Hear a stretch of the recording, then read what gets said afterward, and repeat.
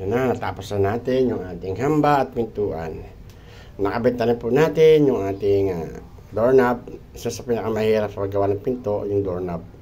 Wala kang gamit, mano-mano mong bubutasan niya ng pait at kailangan sukat, magkabilaan. At yung haba ng pinakapin ng doorknob, kailangan sakto. Pag nagkamali ka ng butas, maaaring kapos yung lock niya o kaya sobra, hindi mo may tutornilyo yun, kaya kailangan saktong-sakto yung sukat mo. So sa paggawa ng pinto, pinakamahirap pa din ang paggawa ng hamba. Yan. At yung doorknob, nahirapan talaga kasi mano-mano, pait. Pinait ko lang yan, tagusan.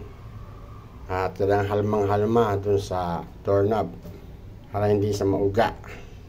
Kasi pag maluwag, mauga, maaaring lumusot, maaaring malaglag, madaling masira.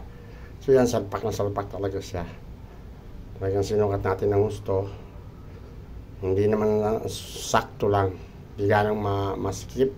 Hindi naman siya maluwag. Sakto lang talaga siya. So, thank you Lord. Tapos natin to. Kahit umuulan. Pagkasalpak niyan, sabay-sabay ng pintura, pati dingding. Bye-bye.